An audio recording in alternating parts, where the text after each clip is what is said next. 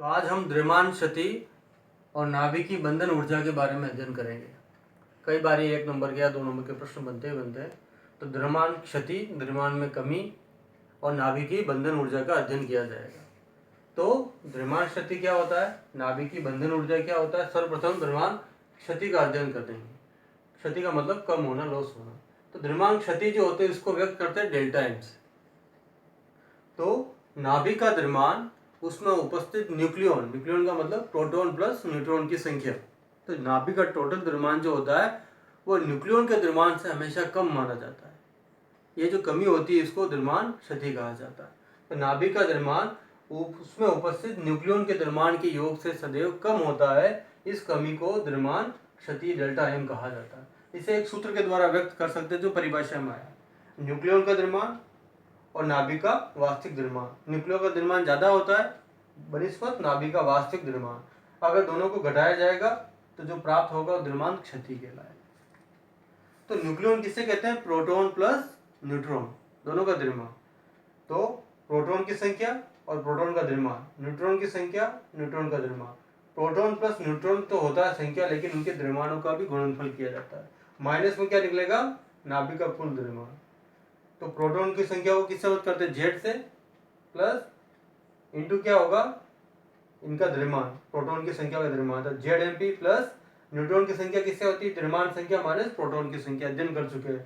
तो a minus z into m n, ये total में से एम को घटा देते हैं तो जो कमी आती है वो द्रव्यमान क्षति कहलाती है।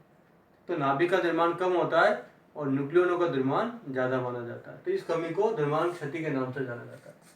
तो नेक्स्ट आता है नाभिक की बंधन ऊर्जा, बॉन्डिंग एनर्जी कहते हैं। तो बी लगाएंगे, ईबी कहलाता है। तो नाभिक के निर्माण में हुई, अभी भी अध्ययन किया था द्रव्यमान क्षति के तुल्य ऊर्जा को। तो नाभिक के निर्माण में हुई द्रव्यमान क्षति के तुल्य ऊर्जा को नाभिक की बंधन ऊर्जा कहा जाता है, न्यूक्लियर बॉन्डिंग एनर्जी के नाम से। तो ईबी से व्यक्त करते हैं बॉन्डिंग एनर्जी है। तो नाभिक की बंधन ऊर्जा कहा जाता है। तो नाभिक के निर्माण में हुई द्रव्यमान क्षति के तुल्य ऊर्जा को, ये द्रव्यमान क्षति के तुल्य डेल्टा एम के तुल्य ऊर्जा को नाभिक की बंधन ऊर्जा के नाम से जाना जाता है। और इसका सूत्र होता है, ई तो है आधार में, बी लिखा जाता है। तो सिंपल सी परिभाषा, डेफिनेशन है, नाभिक के निर्माण में हुई द्रव्यमान क्षति के तुल्य ऊर्जा को नाभिक की बंधन ऊर्जा ईबी कहा जाता है। सूत्र क्या बनता है, डेल्टा एम तो यही है और सी स्क्वायर के रूप में कंडीशन आएगी जो निर्वात में प्रकाश की चाल के रूप में माना जाता है। तो ईबी बराबर क्या होगा, डेल्टा एम का सूत्र ये पढ़ चुके हैं, Z m p plus m minus Z m n minus m, ये टोटल हो गया डेल्टा एम के बराबर। ये पूरा सूत्र यहाँ से यहाँ तक, और साथ में चल रहा है सी स्क्वायर। और इसका मात्रक क्या होता है, इलेक्ट्रॉन वोल्ट के रूप में माना जाता है। और 1 इलेक्ट्रॉन वोल्ट 1.6 की 8-19 जूल के बराबर माना जाता है। प्रति न्यूक्लियन बंधन ऊर्जा का भी अध्ययन कर सकते हैं। प्रति न्यूक्लियन बंधन ऊर्जा, ये सूत्र बनता है ईबी अपॉन ए के रूप में। ईबी तो अभी अध्ययन कर चुके, नाभिक की बंधन ऊर्जा ईबी, और न्यूक्लियन की संख्या को क्या कहते हैं, ए के रूप में, द्रव्यमान संख्या भी बोल सकते हैं। तो ईबी अपॉन ए, तो नाभिक की बंधन ऊर्जा और न्यूक्लियनों की संख्या का अनुपात को ईबी अपॉन ए को प्रति न्यूक्लियन बंधन ऊर्जा कहा जाता है।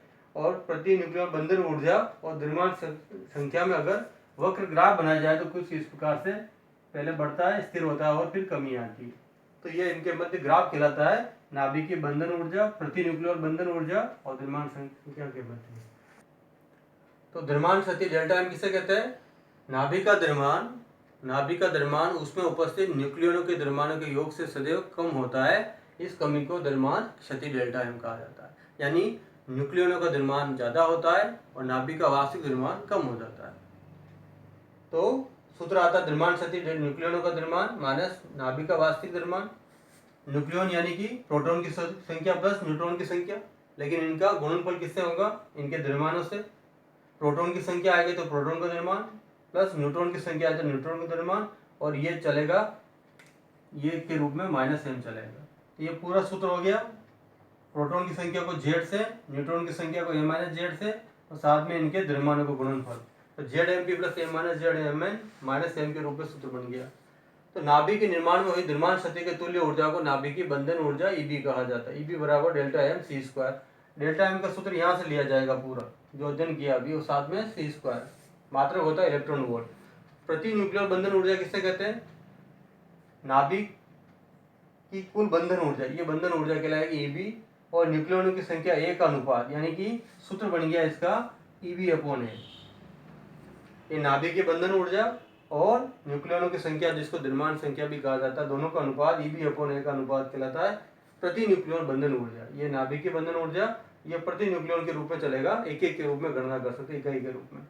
तो प्रति न्यूक्लियन बंधन ऊर्जा EV और द्रव्यमान संख्या में अगर वक्र बनाया जाए तो इस प्रकार से ये वक्र प्राप्त होता है, ग्राफ प्राप्त होता है। पहले बढ़ेगा, स्थिर होगा और कम होता जाएगा।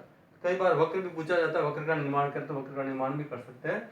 तो द्रव्यमान शक्ति, नाभिक की बंधन ऊर्जा और प्रति न्यूक्लियन बंधन ऊर्जा कहा जाता है।